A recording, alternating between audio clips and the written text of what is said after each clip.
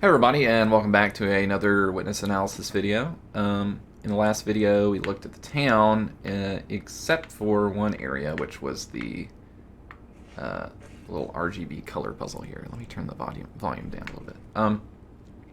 So,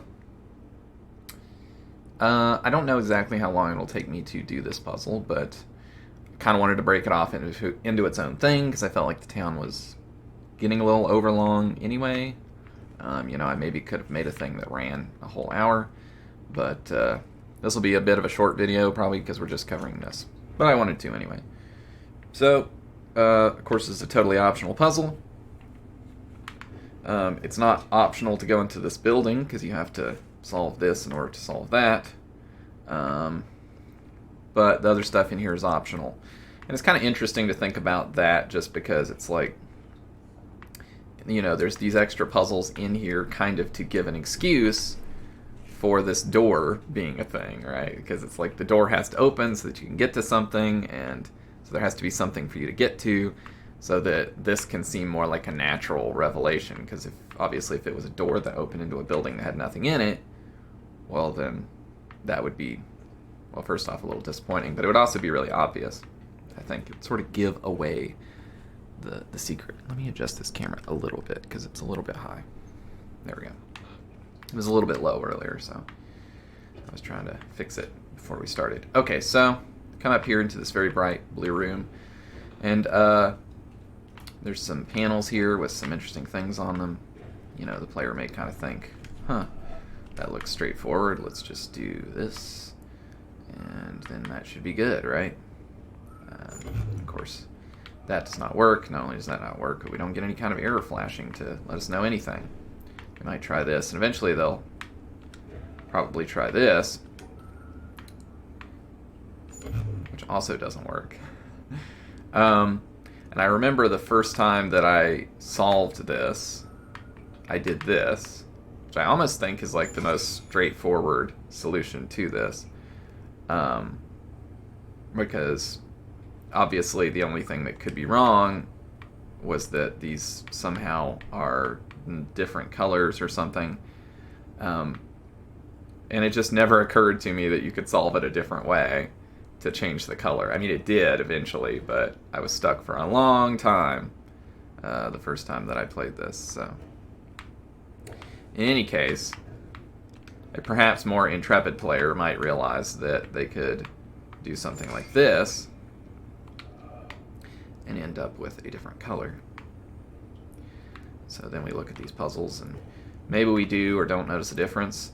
Kind of depends on how much we recall the color puzzles area, I suppose. Something I find a little odd here, and a little bit incongruous, is that if you remember in the color puzzles area, I don't want to run to it because it would take too long to go there, but if you remember in the color puzzles area, the puzzles that you have actually have symbols that are like painted on. It's like the only area in the game that has these kind of grids, and then they're cut out, the grid, and the holes through there go to like paper that has something painted on it. And that sort of makes sense because, well, if it was a screen, you'd expect it to be emissive. Most of the time, the screens are emissive. Certainly in real life, most screens are. And so it wouldn't matter what color light they're on. Whereas these panels here just kind of get drawn with the normal puzzle panel technique. And it's possible that that was like a nice to have thing on the list to go back and like replace these with that style of puzzle, and it just never got done. And it was sort of like a thing where it's not the end of the world because you can kind of just say, well, these panels just aren't emissive, right? These panels are just some kind of e-ink type panel, right?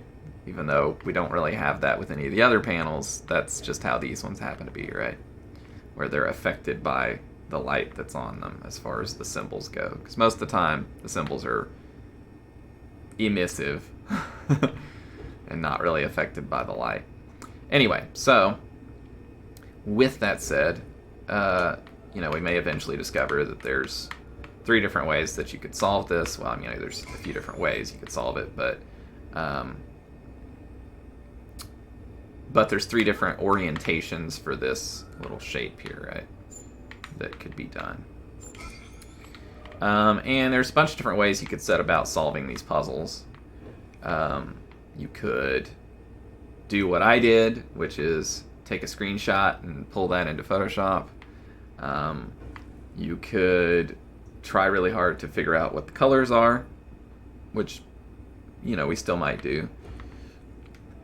Or you can kind of think of it as a bit more of a logic puzzle. I think the puzzle's certainly easier if you kind of know how RGB color works and you understand that you can think of red, green, and blue as being orthogonal. It's not really how light works, but you can kind of think of it that way for the purposes of this puzzle, because the puzzle's sort of built more around perceptually what's going on rather than like what's actually going on, I guess. There is a reality to what color these symbols are and not. But it does give me the opportunity to bring in, a new thing for this stream. That's a bit of a janky setup here, but I have a separate camera here set up for paper. Ignore all the stuff here. This notepad is like the notepad for designing stuff for Taiji, and it has so much stuff in it that this is like the only page that I could find that was blank, but short notice, this works. So the actual way that I would sort of think maybe is the best way to go about it at this point is to just sort of mark these things down in such a way that you have like a number that's like red, green, and blue, right? And you can do that in one box, but it's a 0 or a 1, a 0 or a 1, or a 0 or 1. So, for example, it would be, if it was just blue, you would just write 0, 0, 1 in that box, right? So that's sort of maybe not the best way, but it's certainly a way to do it. So, let's start with red. I believe red is this one, because that way we can just sort of write that in each box, right? So we've got our puzzle here that's like 6 by 6. So if we really want to, we can draw the outline of that. It's like 1, 2, 3, 1, 2, 3, 1, 2, 3, 1, 2, 3, and draw out our square. So we can definitely say, all right, well, there's a 1 there because there's red there, and there's red there and there. There's red there and there and there and there, and there's not here. I'm kind of squeezing those in because I know I'm going to need enough room to fit 3 numbers in here, right? Ignore that I kind of butchered that 0. But that's sort of how I would advise doing this, and you kind of just do this for both panels, right?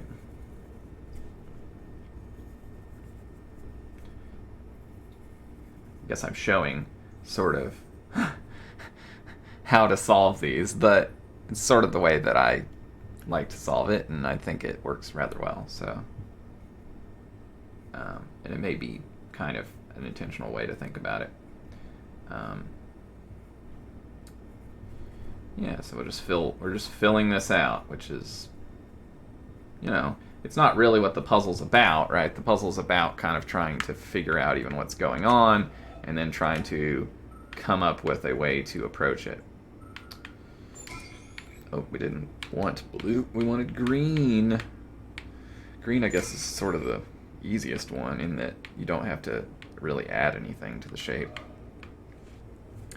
And so then I just kind of go continuing on with this, right? And this, in and of itself, should work without much problem.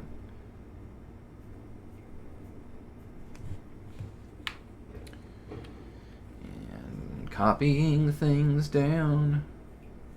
It's really exciting. Okay. Oh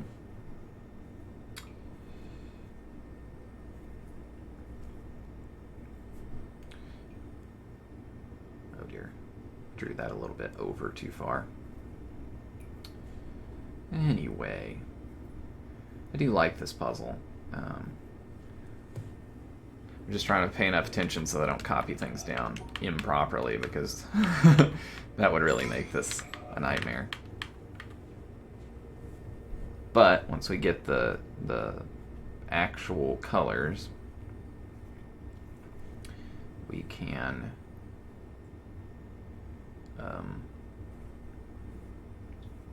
set about actually solving these. That's interesting. So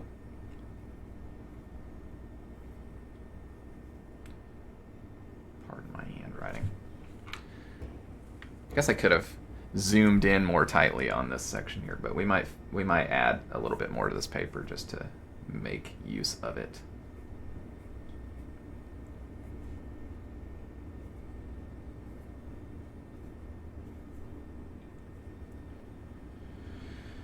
Okay. They're all that. Okay. So,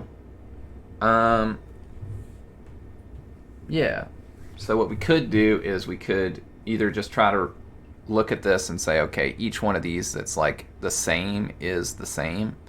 And you could just assign a number to them, or you can assign a letter if you know like what color they are, which is probably what I'm going to do. And so that's kind of like, well, let's just go about it, right? We're just going to assign letters to them based on the colors. And hopefully I don't get them wrong, but as long as they're unique, then it's okay. So this one, for example, is red, 100% red, no green, 100% blue, which is magenta, right? So we're going to go M for magenta. We're going to see if there's any other magenta on here. It actually looks like there isn't any other magenta on here, which is interesting. Okay. And this is red and green, which is yellow, right? So yellow, yellow, yellow on those. And there's also no other yellow, which is interesting. This corner is all white because it's red, green, and blue. Here is black, which I'm going to use K instead of, because obviously we need B to be blue. Right? And then K can be black. Okay. So that's K, K, K, K. And, oh, this is not K, sorry. Oh dear, I have almost no eraser on this pencil, I just realized. This one is actually red. We're just gonna have to fill that in a bit more. Okay. And this appears to be green and green and green. And then this one is green and blue. Wait. Red and blue. Red and green. Red and green is yellow, right? No, red and green isn't yellow. Red and green is, No. Okay, yeah, it is. Green and blue is cyan. I don't know my colors very well. If you know your colors better, then you could do this step better. But obviously you could just take and assign an arbitrary letter or number to each one.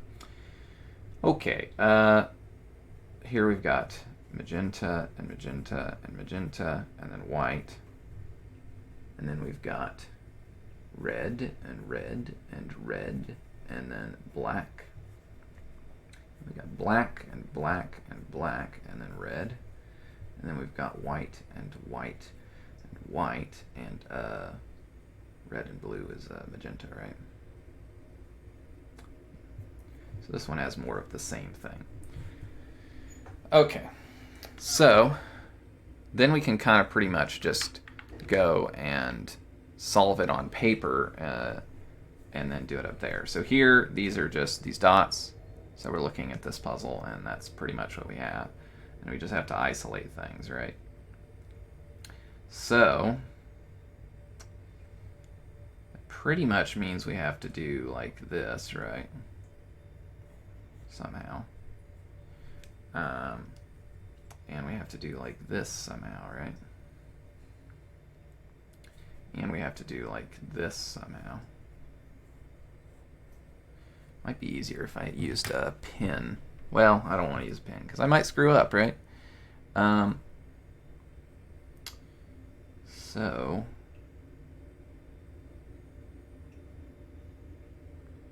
how do we want to do this is the question.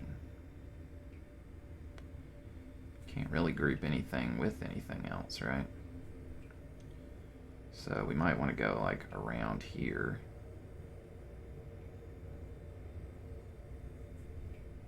And then like around here, and then like down, and then over,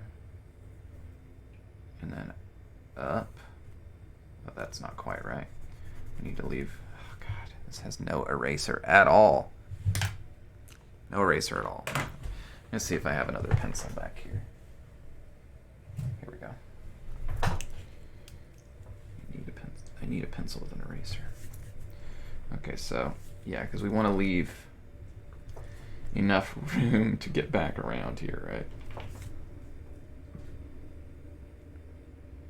Let's see, can we do it this way? No, because we're going to end up with yellow there.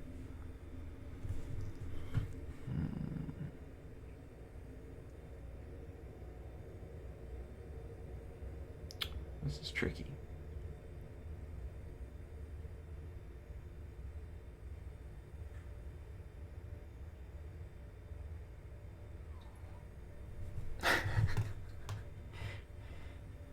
Peaches, you can't hang out on my lap for the video. I've gotta write stuff, so it's would be too much. I know, everybody can hear you. Okay, okay, fine. Come here. Ooh, gosh. Sorry about all the jittering on the camera. It's kind of a... And then she immediately hops back down. I told you can't. There's no room.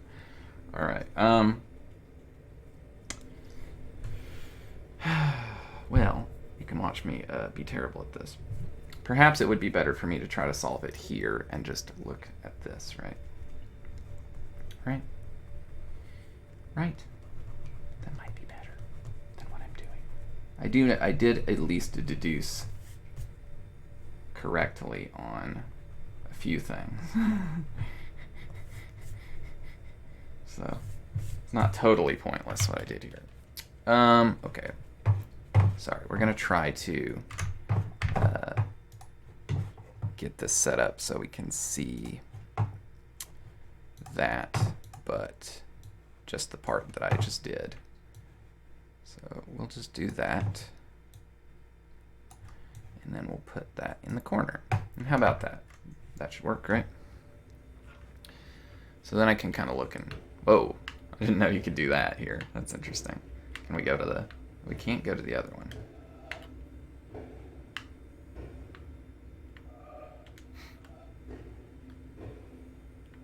Can't go to the middle one from there. Can we go here?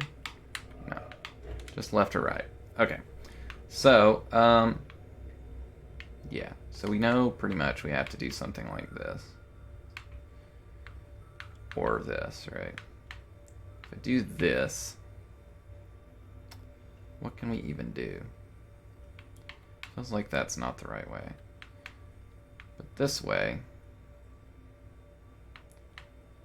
also doesn't work. So I feel like maybe this was correct.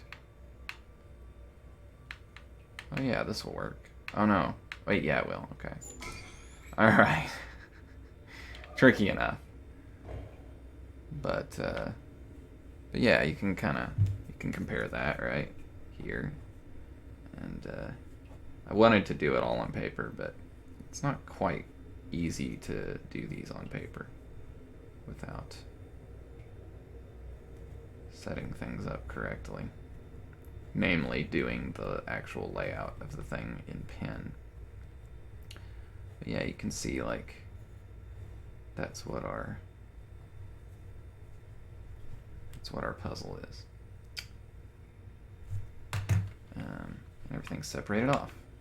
Okay, so then, this one you'd think would be a little bit easier,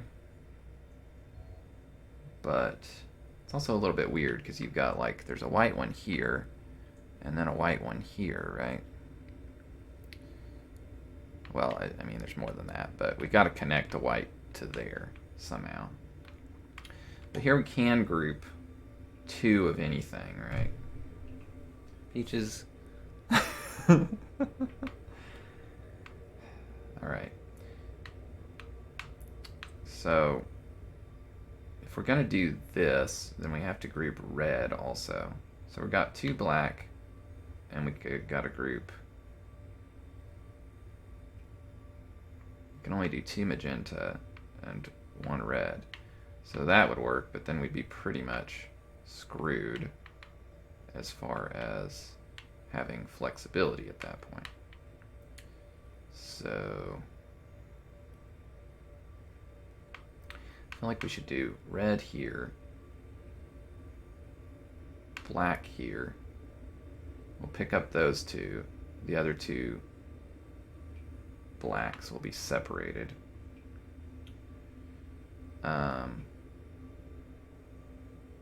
Well, we've got white up there, so we should probably do like this and grab that white, right? And then we can grab this white. So now we've got 2 blacks, 2 whites. Actually, we can go ahead and grab 2 magentas. And then I think the only thing we need to do is separate off 2 reds. Yep, there we go. Well, guys, that's that. So, obviously, those who know that there's reasons why this puzzle doesn't do this, but I will say, at this level of analysis, I've always thought that it kind of would have been nice to have white light after you solve this, kind of the same way you have at the color bunker. After you do everything there, you get to see what it actually looks like. Whereas here, you never really get to. You always see it under some kind of color, right? So it's all, you never get to actually see that. You can imagine the thing, or you can take them into Photoshop and put them together and see what they actually look like. But you can't actually just do them.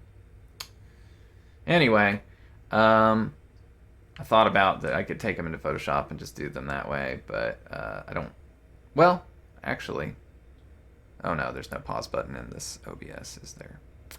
Well, I don't want to have to edit the video because that adds like extra time to have to like re-render everything and all that, and usually I can just kind of go from the recording pretty easily. But that's that puzzle. That's the town color bunker puzzle. I don't know what you want to call this, but it is what it is. Let's get out of this room and let's end on something more pleasant to look at. So it's just a short video, but we're going to follow that up with another short video covering the audio puzzles. So there should be 2 videos coming out at the same time. So if you enjoyed watching this, then maybe you can continue on in the next one. If you're watching this on YouTube, I'll put a little link up here for that. And if you're not, that means that you are a member of the Sexy Hikers Club over on OnlyFans, onlyfans.com/mfandivader. In any case, there's a link in the description for that. If you want to get early access to these kind of videos, I put them out around a month earlier there.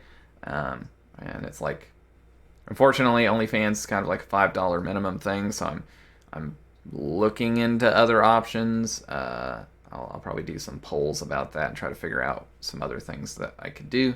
But in any case, thanks everybody for watching, and hopefully I will see you in the next one. Have a good one, everybody. Bye-bye. That was the wrong button.